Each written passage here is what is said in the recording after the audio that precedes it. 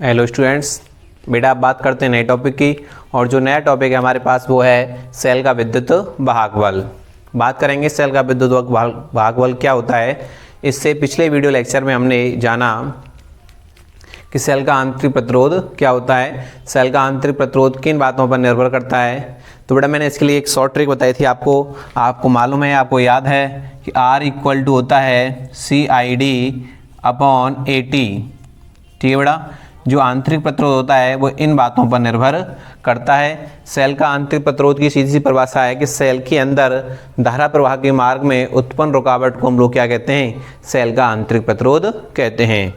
बेटा मैंने आपको ये भी बताया था कि जो प्राथमिक सेल होता है उसका जो प्रतिरोध होता है, ठीक है, वो ज़्यादा होता है। क्या होता है? ज़्यादा होता है। द्वितीयक सेल का प्रतिरोध कम होता है, इसलिए द्वितीयक सेल प्राथमिक सेल की अपेक्षा अधिक धारा प्रवाह करता है। क्लियर बेटा?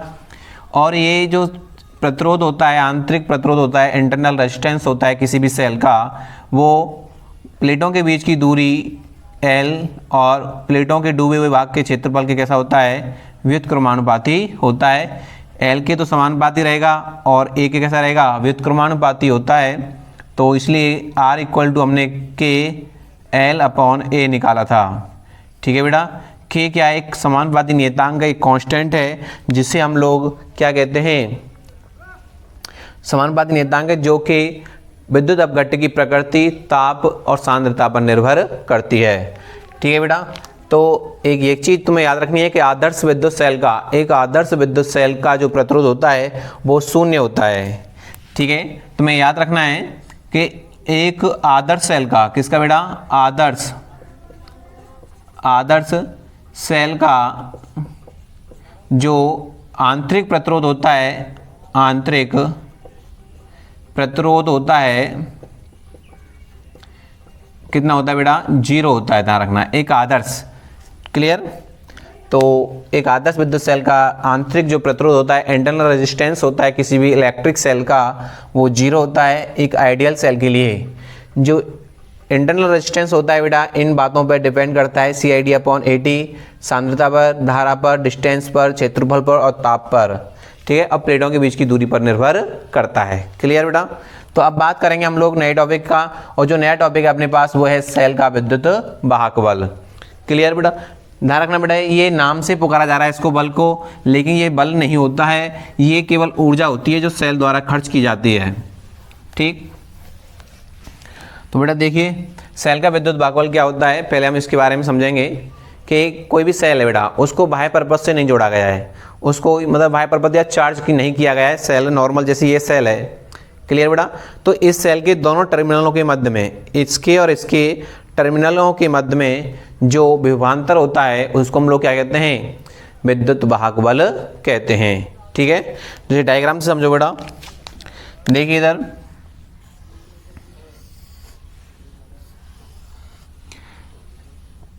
बेटा, इसमें विद्युत अपघट्य बढ़ा हुआ है,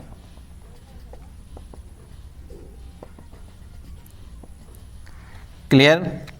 और इसमें दो प्लेट लगाई गई हैं। आप जानते हैं दो प्लेट, एक कैथोड होती है और एक क्या होती है, एनोड होती है। क्या होती है? एनोड। क्लियर? और एक क्या हो जाएगी, कैथोड हो जाएगी। ये पॉजिटिव और ये नेगेटिव, इसको बोलते हैं कैथोड। समझना बेटा डेफिनेशन को। और ये हो गया एनोड, ये धनात्मक होता है, ये ऋणात्मक होता है। तो इसके ये दो टर्मिनल हो गए, एक टर्मिनल ये हो गया A और एक टर्मिनल ये हो गया B। जब इस सेल को किसी बाह्य परिपथ से नहीं जोड़ा गया है, ये विद्युत अपघट्य है, विद्युत अपघट्य है बेटा। क्लियर? यहाँ पर सपोज करो H2SO4 का हमने विद्युत अपघट्य ले रखा है। अब ध्यान दो बेटा इधर कि जब सेल को किसी बाह्य परिपथ से नहीं जोड़ा गया है, मतलब इसको चार्ज नहीं किया जा रहा है, चार्ज कर लिया हमने, इसको बाहर निकाल लिया है, तो इसके दोनों टर्मिनलों के मध्य में जो विभवांतर होगा उसको हम लोग क्या कहेंगे, विद्युत वाहक बल कहेंगे। क्या कहेंगे? विद्युत वाहक बल कहेंगे। क्लियर बेटा? जब सेल को किसी बाह्य परिपथ से नहीं जोड़ा गया है, ठीक है, तब सेल के दोनों टर्मिनलों के मध्य में जो विभवांतर होता है उसको हम लोग क्या कहते हैं, विद्युत वाहक बल कहते हैं। एक डेफिनेशन ये होगी बेटा। दूसरी डेफिनेशन क्या बनेगी कि इकाई आवेश को या एकांक आवेश को परिपथ सेल के अंदर एक बिंदु से दूसरे बिंदु तक ले जाने में या एकांक आवेश को सेल के अंदर प्रवाहित करने में सेल द्वारा जो ऊर्जा दी जाती है उसे हम लोग क्या कहते हैं, विद्युत वाहक बल कहते हैं। क्या कहते हैं, विद्युत वाहक बल कहते हैं। तो सिंपल सी परिभाषा है, दोबारा रिपीट कर रहा हूं बेटा, कि एकांक आवेश को परिपथ के अंदर, एकांक आवेश को परिपथ के अंदर या सेल के अंदर एक बिंदु से दूसरे बिंदु तक ले जाने में सेल द्वारा जो ऊर्जा दी जाती है उसे हम लोग क्या कहते हैं, विद्युत वाहक बल कहते हैं। क्लियर। तो ये होता है विद्युत वाहक बल। तो बेटा यहाँ डेफिनेशन लिखेंगे, मैंने डायग्राम बता दिया इसके आधार पर। तो देखिए इधर,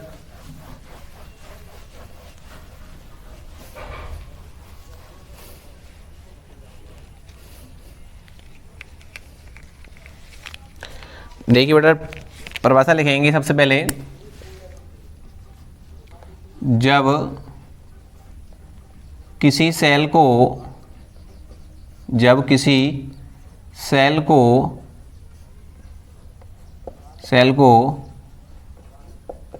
बाह्य परिपथ से नहीं जोड़ा जाता है,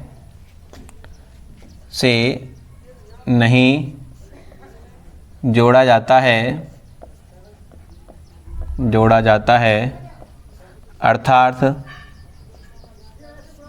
सेल से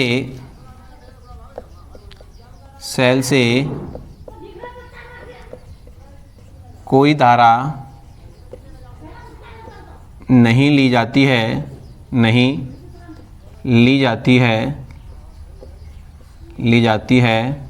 तब सेल के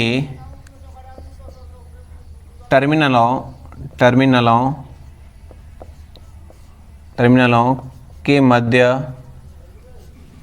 विभवांतर को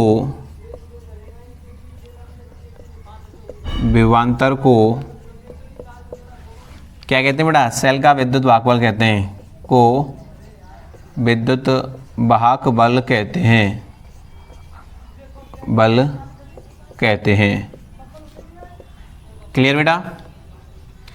जब किसी सेल को बाह्य परिपथ से नहीं जोड़ा जाता है या इससे कोई धारा नहीं ली जाती है, बेटा सेल है, इससे कोई भी सेल है, उससे कोई धारा नहीं ली जा रही है, तो सेल के टर्मिनलों के मध्य में जो विभवांतर होता है उसी को हम लोग क्या कहते हैं, सेल का विद्युत वाहक बल कहते हैं। क्लियर बेटा, कोई धारा नहीं ली जाती है,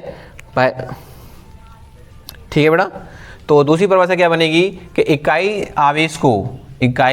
आवेश को परिपथ के भीतर प्रवाहित करने में, अर्थात प्रवाहित करने में सेल द्वारा जो कार्य किया जाता है, समझना बेटा, इकाई आवेश है या इकाई धनावेश है, इकाई आवेश को परिपथ के अंदर प्रवाहित करने में सेल द्वारा जो कार्य किया जाता है, अर्थात एकांक आवेश को परिपथ के भीतर प्रवाहित करने में सेल द्वारा जो ऊर्जा दी जाती है उसको हम लोग क्या कहते हैं, सेल का विद्युत वाहक बल कहते हैं।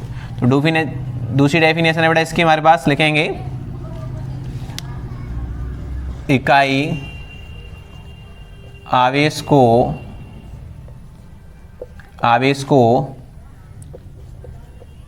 परिपथ के अंदर प्रवाहित करने में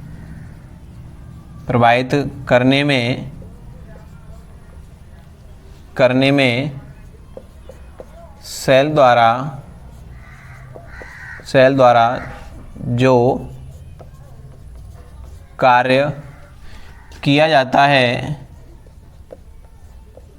किया जाता है अर्थात एकांक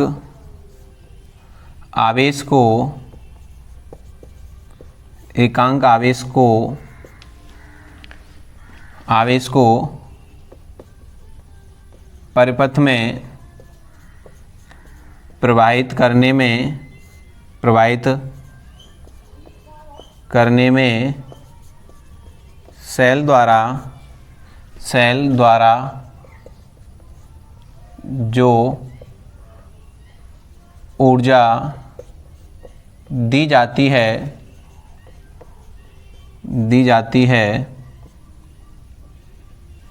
है उसे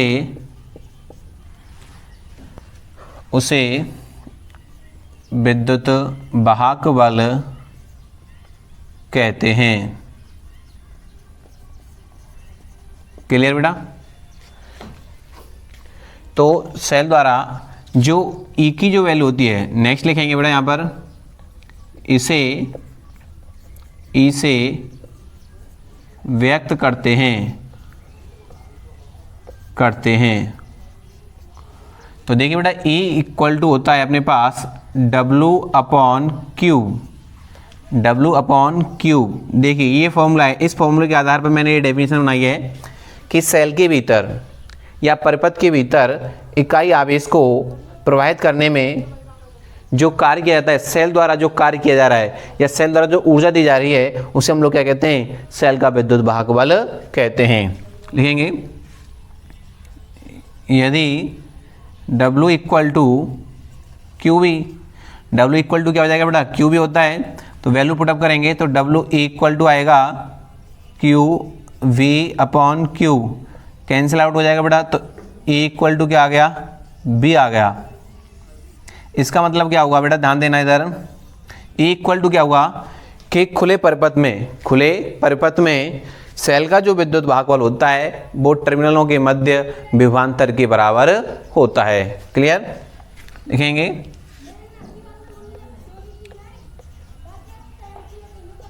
खुले परिपथ में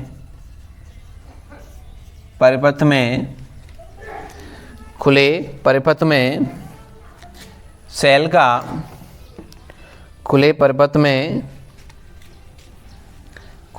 में सेल के टर्मिनलों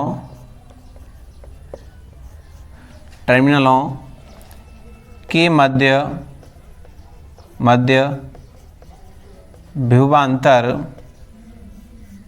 विभवांतर का मान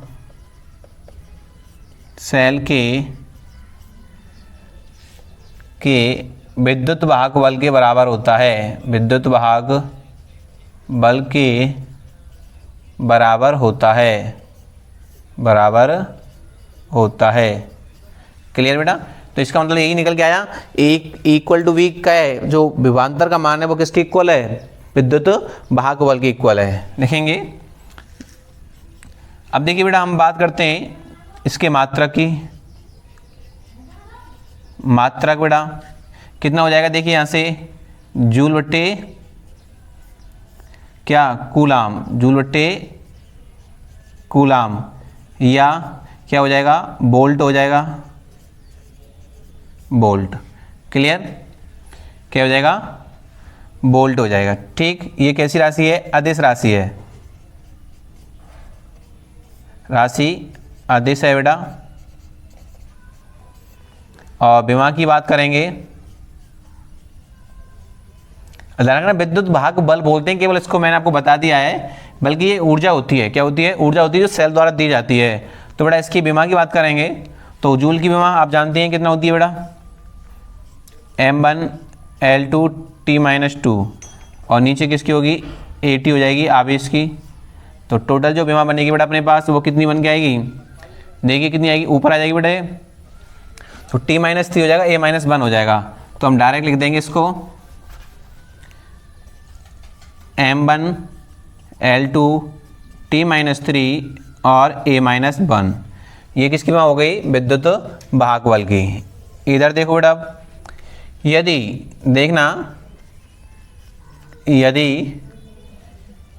W इक्वल टू 1 जूल और Q इक्वल टू 1 कूलाम हो, तो E इक्वल टू कितना आएगा बेटा अपने पास?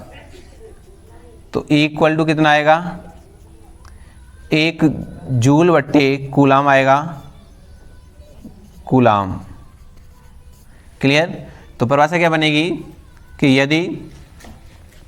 यदि 1 कूलाम आवेश को, देखिए बेटा, अर्थात 1 वोल्ट की परिभाषा बतानी है आपको, तो 1 कूलम आवेश को सेल के भीतर प्रवाहित करने में सेल द्वारा यदि 1 जूल कार्य किया जाता है तो सेल का विद्युत वाहक बल कितना होगा बेटा?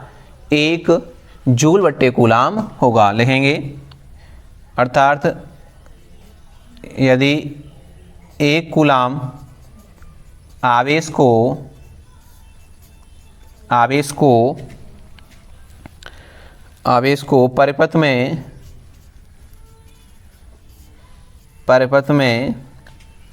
प्रवाहित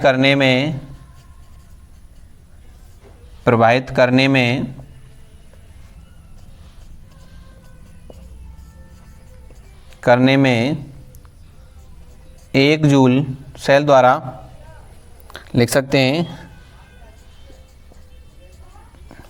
सेल द्वारा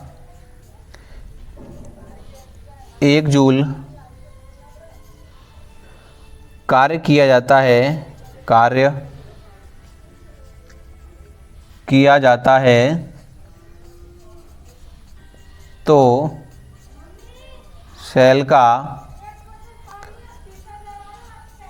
विद्युत वाहक बल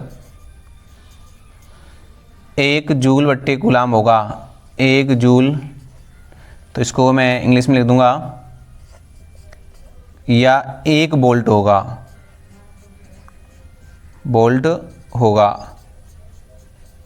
क्लियर बेटा? तो ये हमारे पास निकल के आ गया सेल का विद्युत वाहक बल और इसकी डेफिनेशन। नेक्स्ट बेटा ध्यान देना, इसका जो मान होता है विद्युत वाहक बल का मान नियत होता है, कांस्टेंट होता है। यह नियत होता है। ये कैसा होता है बेटा?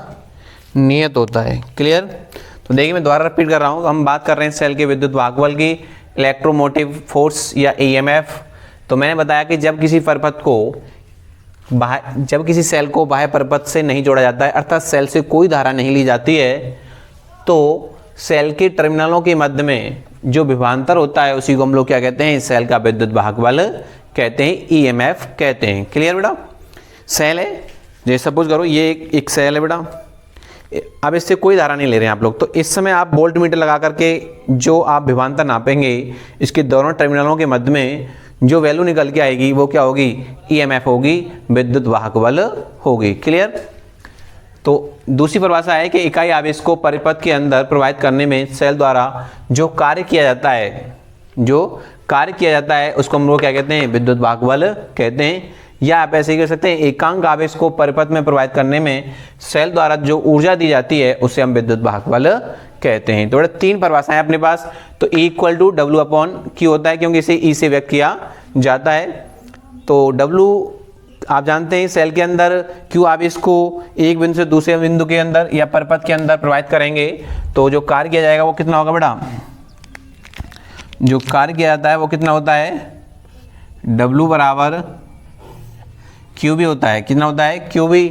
तो QV की वैल्यू रख दी हमने, W की वैल्यू QV रख दी, Q से Q क्या हो गया? कैंसिल आउट हो गया। E बराबर कितना आ गया? V आ गया। इसका मतलब क्या होता है कि जब सेल को खुले परिपथ में रखा जाता है, मतलब सेल से कोई धारा नहीं ली जाती है, तो उस समय सेल के टर्मिनलों के मध्य में जो विभवांतर होता है वो क्या कहलाता है? विद्युत वाहक बल कहलाता है, या विद्युत वाहक बल के बराबर होता है। क्लियर? इसका मात्रक बड़ा जूल बट्टे कूलम या वोल्ट होता है। राशि कैसी है? अदिश है। इसकी विमा M1L2 T-3 A-1 होता है। यदि अब बात करते हैं 1 वोल्ट की परिभाषा की, मतलब 1 वोल्ट विद्युत वाहक बल क्या होगा? तो यदि W बराबर 1 जूल हो जाए और Q बराबर 1 कूलम हो जाए तो E इक्वल टू कितना आएगा? 1 जूल बट्टे कूलम। अर्थात 1 कूलम आवेश को परिपथ के भीतर प्रवाहित करने में सेल द्वारा जो कार्य किया जाता है, यदि 1 जूल है तो सेल का जो विद्युत वाहक बल होगा वो कितना होगा? 1 वोल्ट होगा। कितना होगा बेटा? 1 वोल्ट होगा। क्लियर? और इसका मान कैसा होता है? कांस्टेंट होता है। कैसा होता है? कांस्टेंट। तो बेटा इसका आप स्क्रीनशॉट ले लीजिए। तो बात करते हैं नेक्स्ट। तो देखिए बेटा,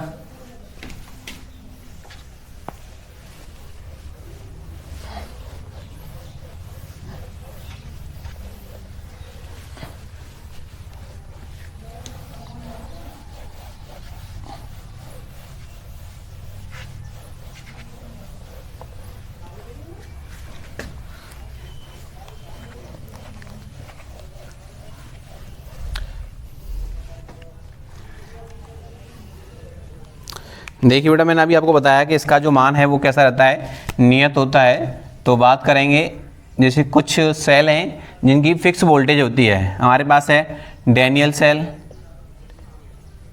डैनियल सेल का ईएमएफ, तो बेटा इसका होता है 1.08 वोल्ट। क्लियर, 1.08 वोल्ट होता है। ठीक है, लेग वोल्टीय सेल है बेटा अपने पास,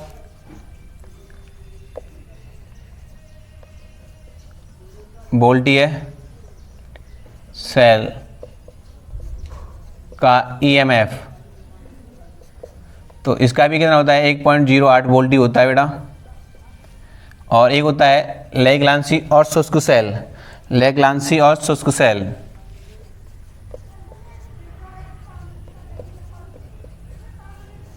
लेग्लांसी एवं शुष्क सेल का ईएमएफ बेटा इसका होता है 1.5 वोल्ट। कितना होता है, 1.5 वोल्ट। जो आप एवररेडी के निप्पो वाले, एवररेडी वाले सेल यूज करते हैं वो 1.5 वोल्ट वाले होते हैं। कितने होते हैं, 1.5 वोल्ट होते हैं। तो देखिए बेटा, इसका एक डायग्राम है ईएमएफ का।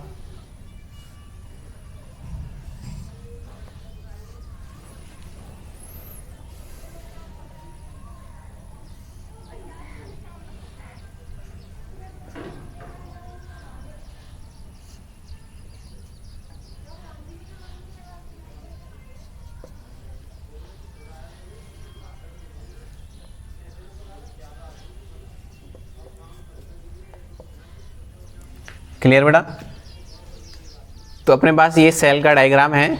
इसका ये इंटरनल प्रतिरोध है, इसका R है, या इसको आप खुले प्रपथ में जोड़ेंगे तो इसकी जो वैल्यू है वो R हो जाएगी। क्लियर, ठीक है बेटा। तो ये अपने पास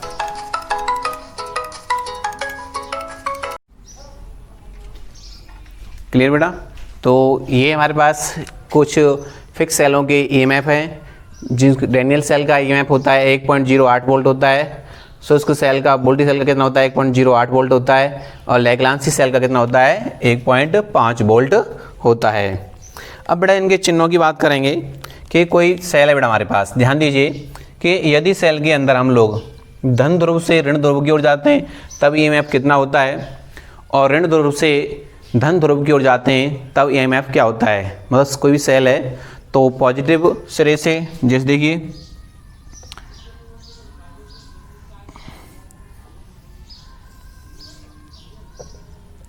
या इसको आप बेटा ऐसे बना लीजिए। देखिए बेटा इधर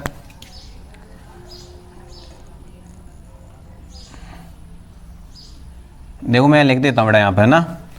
तो देखो इधर लिखेंगे, जब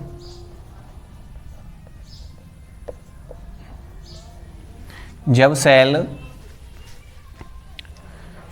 के भीतर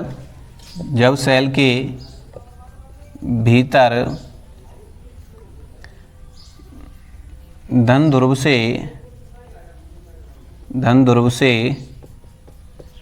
ऋण ध्रुव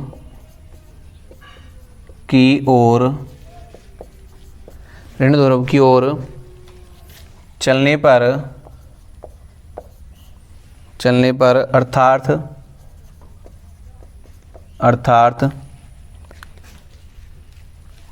सेल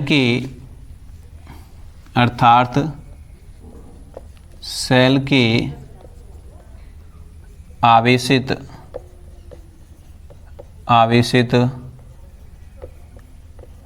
होने की स्थिति में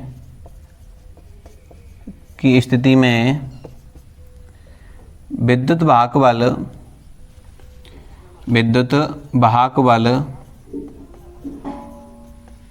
बेटा ऋणात्मक चिन्ह का होता है। कैसा होता है, ऋणात्मक होता है, ऋणात्मक होता है।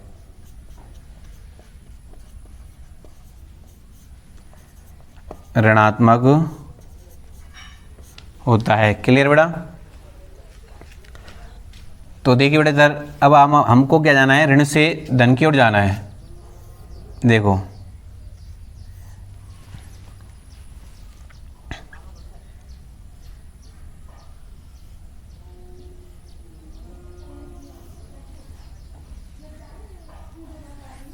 इधर देखिए बेटा,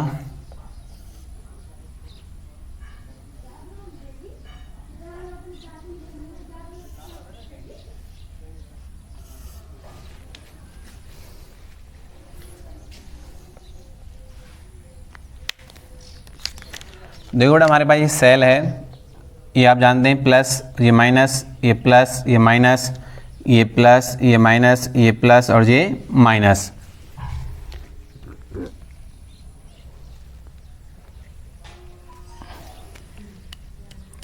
तो देखिए बात कर रहे हैं हम लोग धन ध्रुव से ऋण ध्रुव की ओर जाना है, तो देखो धन से हम लोग किधर जा रहे हैं, ऋण की ओर जा रहे हैं। क्लियर है? धन से ऋण की ओर जा रहे हैं, तो जो विद्युत भागबल होगा अपने पास, सपोज करिए बेटा इसका है E1 और इसका है E2। इसका है बेटा हमारे पास E1 और इसका है E2। तो हम बात कर रहे हैं इस जगह की, जब धन से ऋण की ओर जाएंगे तो जो विद्युत भागबल होगा हमारे पास टोटल वो होगा E equal to E1 minus E2। Clear बेटा?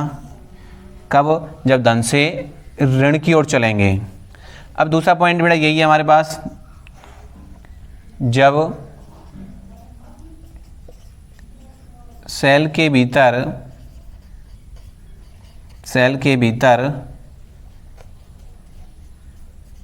ऋण ध्रुव से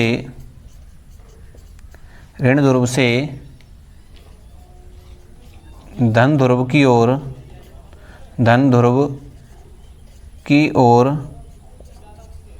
चलने पर अर्थात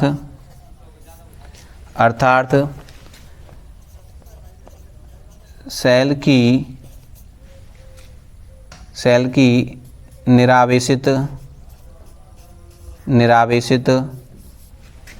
अवस्था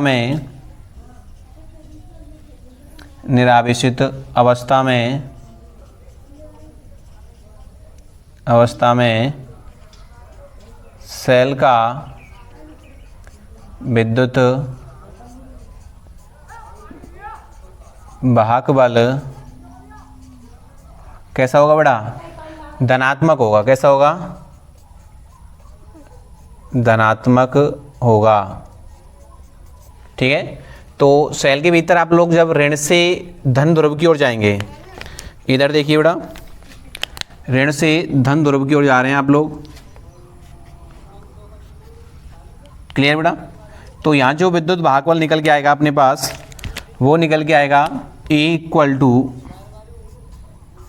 E1 प्लस E2।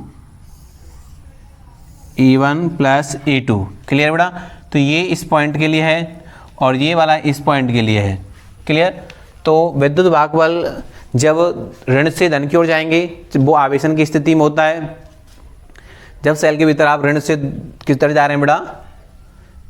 धन की ओर जाएंगे तो विद्युत भागबल का मान कैसा आएगा? ऋणात्मक आएगा। तो E equal to E1 minus E2, मतलब माइनस चिन्ह का प्रयोग किया जाएगा। और जब धन से ऋण से धन की ओर चलेंगे तब वो प्लस हो जाएगा। क्लियर? माइनस से प्लस की ओर जा रहे हैं तो प्लस, और प्लस से माइनस की ओर जा रहे हैं तो माइनस। क्लियर? जिस ओर जाते हैं, ध्यान देना, जिस ओर जाते हैं उसका चिन्ह आपको यूज करना है। सिंपल सा फंडा है, जिस ओर आप जा रहे हैं, जिस चिन्ह की ओर आप जा रहे हैं वो चिन्ह आपको यूज करना है। तो बेटा किधर जा रहे हैं? माइनस की ओर जा रहे हैं तो माइनस का प्रयोग करना है, और प्लस की ओर जा रहे हैं तो प्लस का यूज करना है। क्लियर बेटा? तो ये हमारे पास कुछ पॉइंट थे जिनका यूज हमें आगे करना है। तो देखिए बात करते हैं नेक्स्ट बेटा। तो एक सिंपल सी बात है कि विद्युत भागबल को हम लोग बल कह के पुकारते हैं, लेकिन वास्तव में ऐसा नहीं होता है, क्योंकि वो कोई बल नहीं होता है, वो केवल सेल द्वारा दी गई ऊर्जा होती है। सेल द्वारा दी गई ऊर्जा होती है। देखिए बेटा, देख लीजिए इसको, मैं यहाँ लिख देता हूँ बेटा, उसको भी लिखेंगे। नोट पॉइंट है बेटा हमारे पास यद्यपि हम सेल के विद्युत वाहक बल को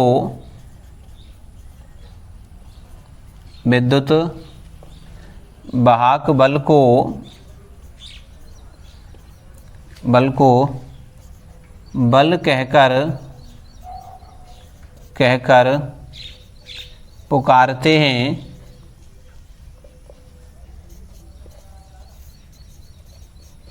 हैं, जबकि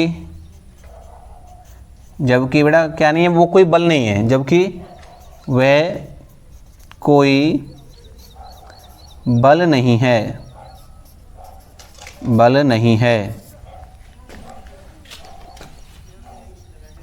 वह केवल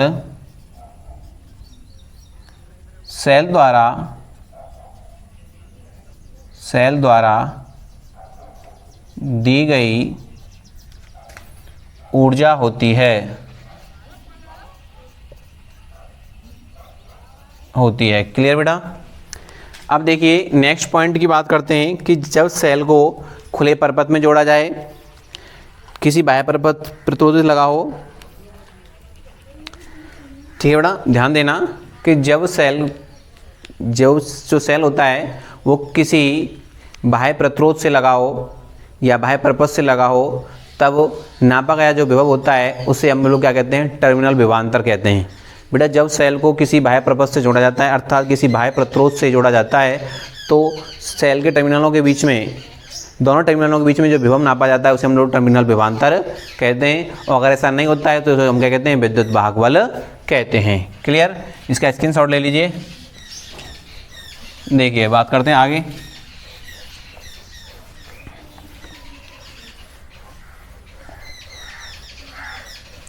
ये मैंने आपको बता दिया है कि जिस सिरे की ओर जा रहे हैं, आप अगर ऋणात्मक सिरे की ओर जा रहे हैं तो विद्युत वाहक बल ऋणात्मक लेना है, और आप धन सिरे की ओर जा रहे हैं तो विद्युत वाहक बल धनात्मक लेना है। क्लियर बेटा। नेक्स्ट है बेटा, यदि परिपथ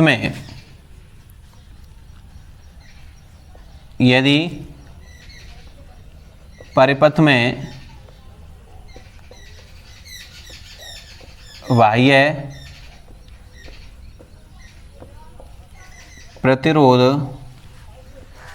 प्रतिरोध लगा हो तो नापा गया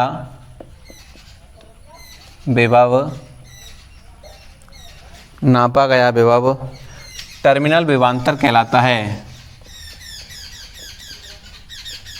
टर्मिनल विभवांतर कहलाता है।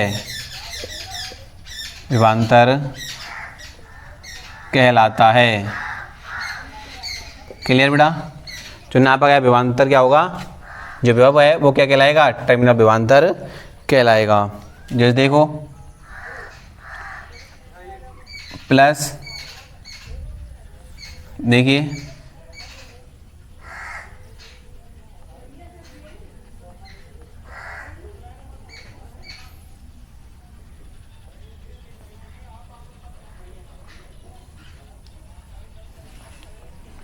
तो बेटा ये क्या हो गया, आर प्रतिरोध हो गया,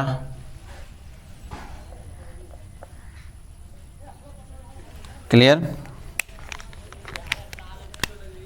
ये प्लस, ये माइनस, और ये स्मॉल आर हो जाएगा। तो ये क्या हो गया, सेल है, और बेटा सेल को हमने किससे जोड़ दिया है, बाह्य प्रतिरोध से जोड़ दिया है। तब जो विभव मापा जाएगा वो क्या कहलाएगा, टर्मिनल विभवांतर कहलाएगा। क्या कहलाएगा, टर्मिनल विभवांतर कहलाएगा। बात करते हैं बेटा नेक्स्ट पॉइंट की।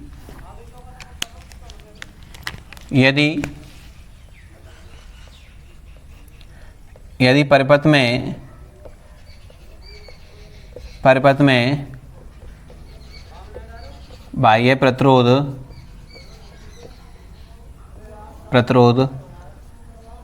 ना लगा हो तो नापा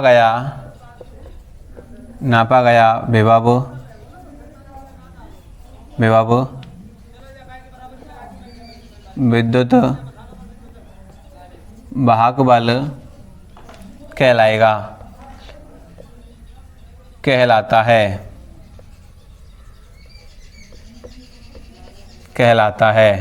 क्लियर बेटा? जब पर मैप होता है कि पर्पस से जब कोई धारा नहीं ली जाती है तब जो विभवांतर नापा जाता है उसको हम लोग क्या कहते हैं? विद्युत वाहक बल कहते हैं। परिभाषा से मैंने स्टार्टिंग में क्लियर कर दिया है कि जब सेल जो है वो किसी पर्पस से नहीं जुड़ा है या बाह्य पर्पस से नहीं जुड़ा है, अर्थात सेल से कोई धारा नहीं ली जा रही है, तब टर्मिनलों के बीच में जो विभवांतर नापा जाता है उसे हम लोग क्या कहते हैं? विद्युत वाहक बल कहते हैं। तो वही स्थिति बेटा यहाँ पर बनी है। तो देखिए इधर, तो यहाँ एक सिंपल सेल बन जाएगा,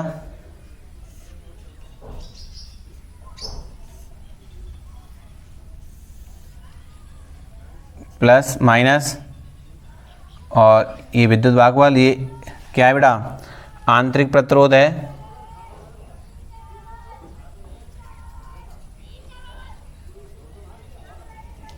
तो यहाँ हमने कोई भी प्रतिरोध नहीं लगाया है, कोई भी बाह्य प्रतिरोध नहीं लगाया, तो इसको हम लोग क्या कहते हैं बेटा? आंतरिक प्रतिरोध कहते हैं। क्या कहते हैं? आंतरिक प्रतिरोध। ऐसे ही इसको बोलेंगे आंतरिक प्रतिरोध, और इसको बोलेंगे बेटा बाह्य प्रतिरोध।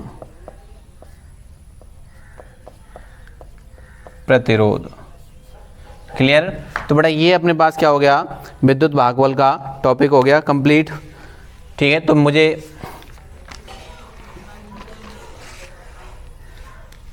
क्लियर बेटा?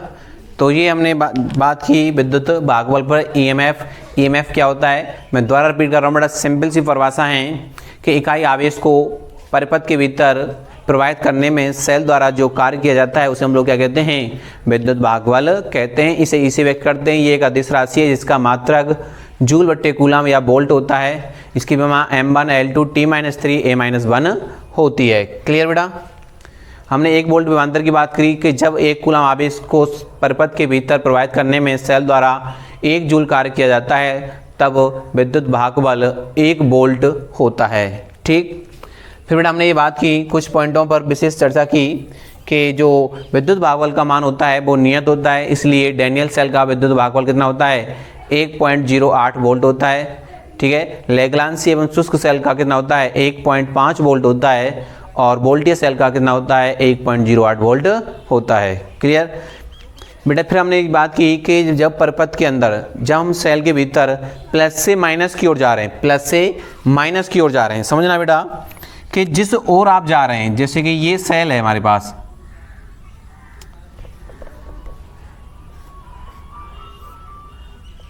देखो बेटा ये प्लस और ये माइनस, अगर आप इधर जाते हैं प्लस से किधर जा रहे हैं? माइनस की ओर। किस ओर जा रहे हैं? माइनस की ओर। तो जो ई की जो वैल्यू आएगी 2 के लिए वो E1 माइनस E2 आएगी, और यदि आप इधर से जा रहे हैं माइनस से प्लस की ओर जा रहे हैं तो जो वैल्यू निकल के आएगी वो E1 प्लस E2 निकल करके आएगी। ये बात आपको याद जरूर रखनी है। क्लियर? तो बेटा मैंने दूसरी नेक्स्ट पॉइंट बताया कि यदि सेल को पर्पस से जोड़ा गया है तब वो जो विभव नापा जाएगा उसको हम लोग क्या कहेंगे? टर्मिनल विभवांतर कहेंगे, और यदि सेल को पर्पस से नहीं जोड़ा गया है तो जब विभव नापा जाएगा उसे हम लोग क्या कहेंगे? विद्युत वाहक बल कहेंगे बेटा। तो बेटा देखिए मैंने आपको बिल्कुल बेसिक तरीके से एक एक पॉइंट आपका क्लियर किया है, तो उम्मीद है बिल्कुल आपकी समझ में आया होगा। अगर समझ में नहीं आता है तो आप लोग हमें कमेंट बॉक्स में कमेंट करके पूछ सकते हैं, और हम आपको अपना व्हाट्सअप नंबर बताते हैं, तो आप व्हाट्सअप पे भी हमसे कोई भी बात पूछ सकते हैं। व्हाट्सअप नंबर है बेटा मेरा 7906225806। इस पर भी आप हमें कोई मैसेज छोड़ सकते हैं। यदि बेटा आप हमारे चैनल पर नए आएँ तो शेयर, सब्सक्राइब और लाइक ज़रूर करें। Thank you for watching video.